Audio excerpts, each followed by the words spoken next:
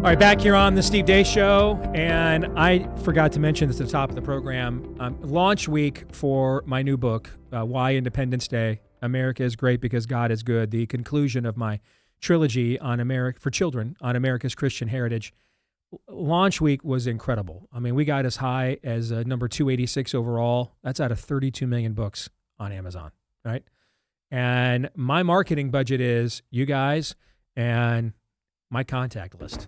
That's the budget. It's a very complicated publicity process here on the Steve Days program. So we are one of the best sellers among all new release children's books in the country. We're the number one best-selling Christian children's book in the country. We're in the top 50 of all best-selling new releases of all genre books in the country. I mean, you guys did an incredible job. And because I just want to see it again, in case you've forgotten, here's a preview. Every 4th of July, we light up the sky, we wave our flags, we celebrate. But if your kids asked you why, could you tell them the real story?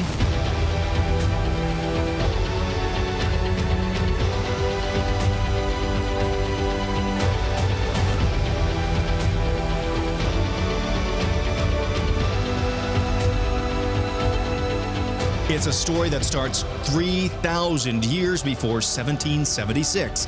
A story most people have never heard told this way. A miracle in the desert, a miracle on Christmas night, commandments carved in stone, a constitution written on paper. What's the connection? This 4th of July, give your family the story they've never been told, the one that explains everything.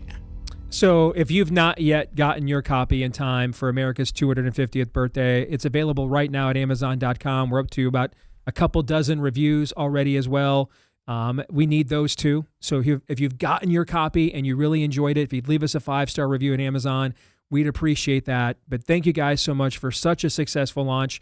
Let's keep the momentum going. I think it's a very important book. And listen, I'm not going to get rich off of this. It's hard to do that with books nowadays, especially children's books. The illustrations and everything, they are a higher cost, higher margin than a typical book. So this is really, most of all, about getting the message out. We have skipped a generation in America of telling this story to our children, passing this heritage and legacy on. And so this is an opportunity to help you do exactly that. Get your copy today, please. Why Independence Day? America is great because God is good. And thanks to the thousands of you already who have gotten your copy and gotten us off to such a strong start. And don't forget those reviews. We need those too. So thank you. Let's bring in our good friend, Bob Vanderplots. It's good to see you again, brother. How are you? Doing really well. And congrats on the book, all the success with it. And I know it's a children's book, but I know a lot of parents and even grandparents who need to read that as well. I've heard that a lot. They will be impacted by the book as well. So go out and get it. I've heard that a lot. Thank you very much. All right. So about this time on Friday, out of nowhere, we get an endorsement in our gubernatorial race after the president had been silent this entire time. And I discussed with our audience before you came on, so you didn't hear any of this. Mm-hmm. But I discussed with them the turn of events that led me to doing something I've never done in my entire career, which is the video that I put out over the weekend.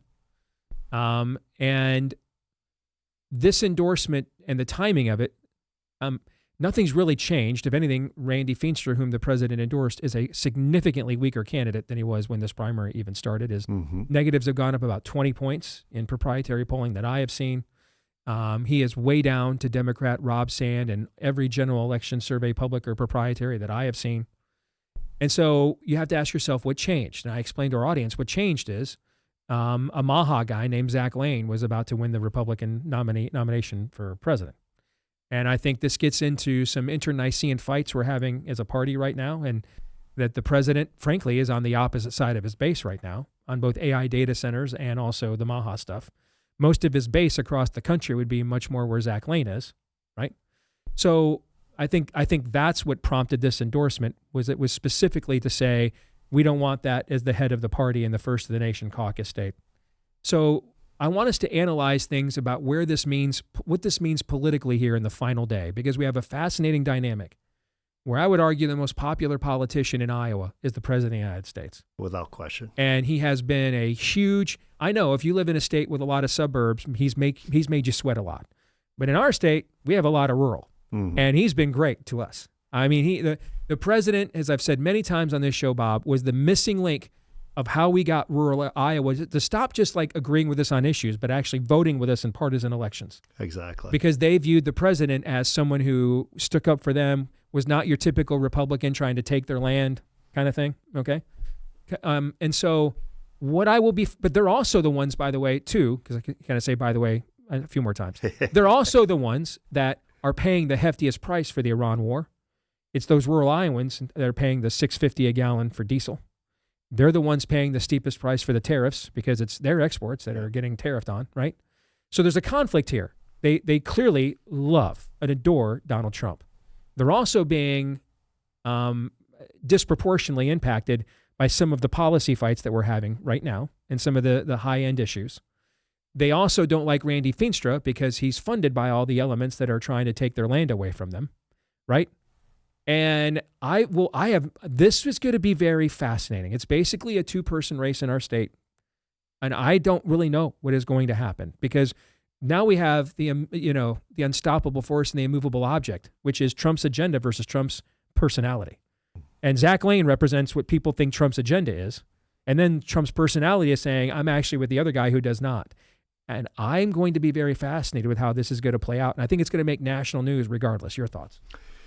Well, I think you summed it up well. And first of all, the fascinating thing is I've never seen a primary like this before in my life on any level. Obviously, to be transparent and clear, the family leaders endorsed Adam Steen. I've endorsed Adam Steen. I'll be voting Adam Steen. I still think Adam Steen's the best prepared and the best equipped to be governor and probably the best equipped to even beat Rob Sand. And all my intel, all my spidey senses was Donald Trump was staying out of this governor's race. It was very clear he's not a fan of Randy Feenstra's. When he came out here to the state of Iowa before the Iran war and when the gas prices were like $2 a gallon, he had everybody with him, but Randy Feenstra didn't speak at anything. Kind of like sending a message, I am completely out of this race. So Friday afternoon, I was shocked, out of the blue, shocked that he decided to insert himself on a Friday afternoon before the Tuesday election and for a candidate like Randy Feenstra. Because usually when Trump gets in the endorsement game, as a candidate, you need to show you got the mighty Mo behind you. Your numbers are going up. Your fundraising's going up. Everything looks like it's going the way it should be, and I'm going to come behind you and get you over the finish line. In this case, Randy's money is drying up. In this case, he's half of his high water mark at 24% in the last poll that I saw. The only thing that changed is that Lane overtook Randy Feenstra. So that's got to tell you that there's some fear within our base that got to the ear of the president saying, you can't have Zach Lane beat Randy Feenstra.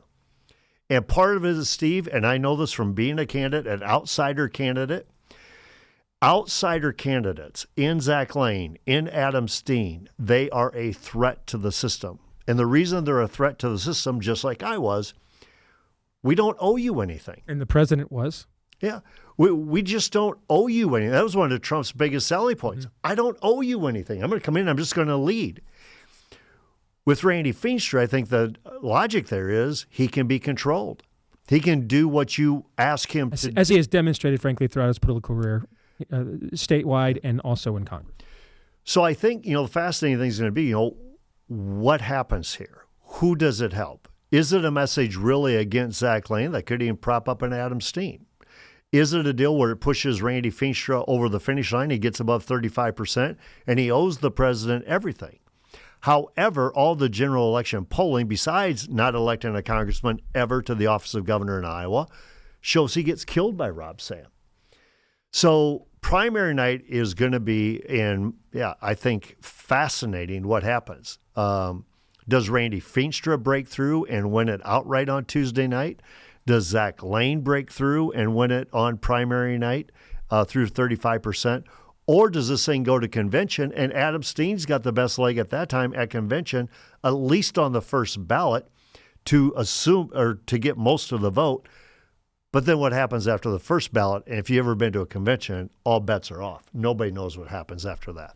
And how much does the White House want to play in a convention if it got to a convention, which right now I think the chances of convention are less than they were before the president endorsed. Because the main reason there was a strong chance, just to explain that to people, the main reason there was a strong chance is because the so-called front runner was so anemic.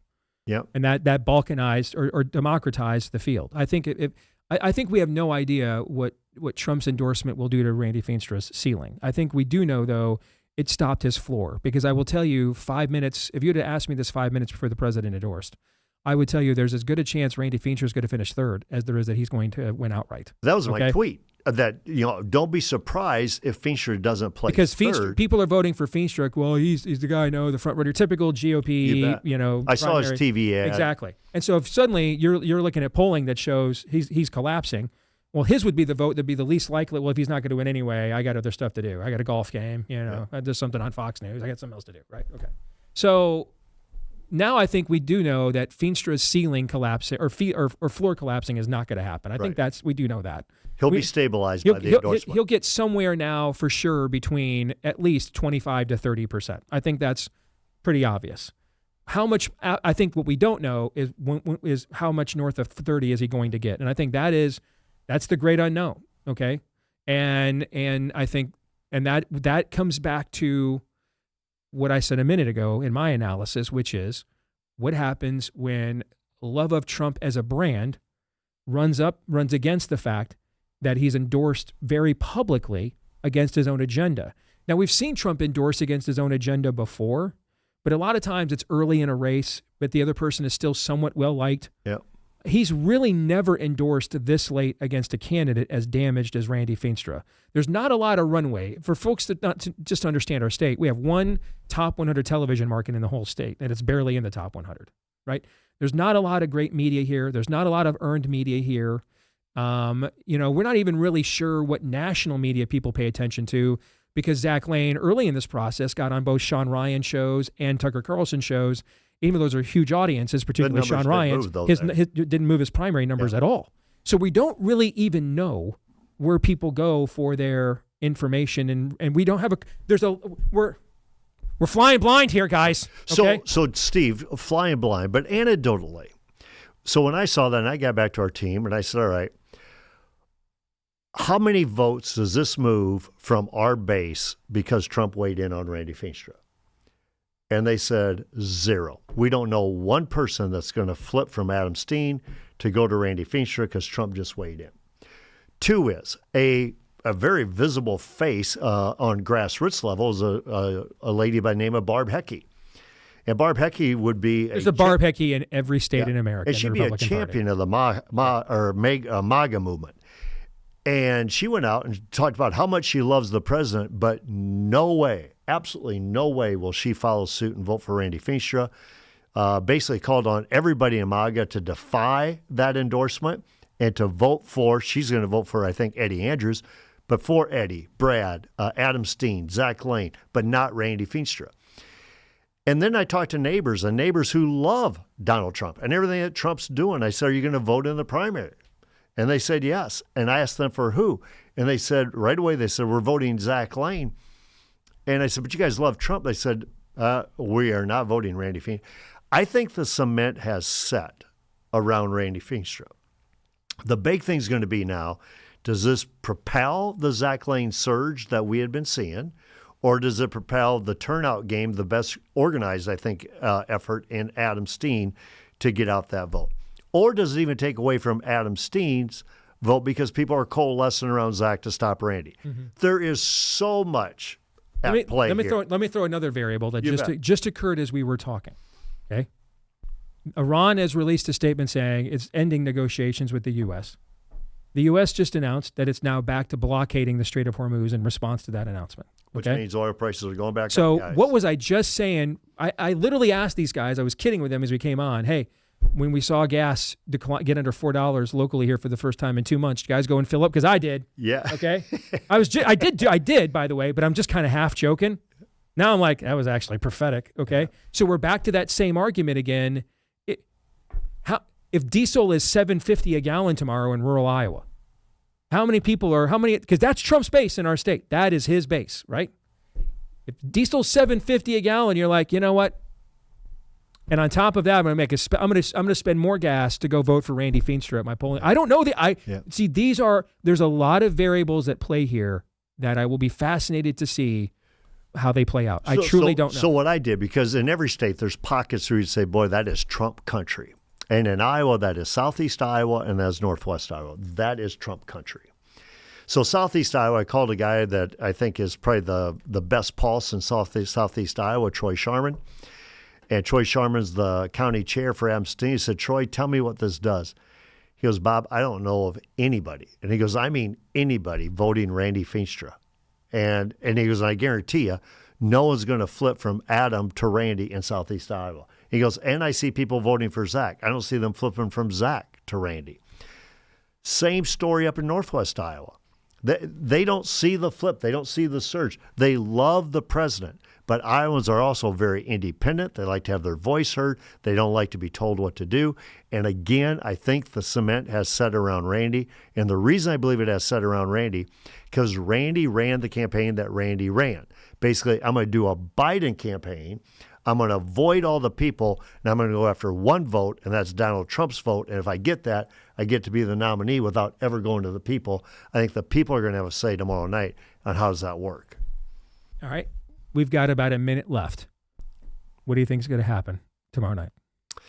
You know, as you just said, it's going to be fascinating to watch. So it's hard for me to even predict what's going to happen tomorrow.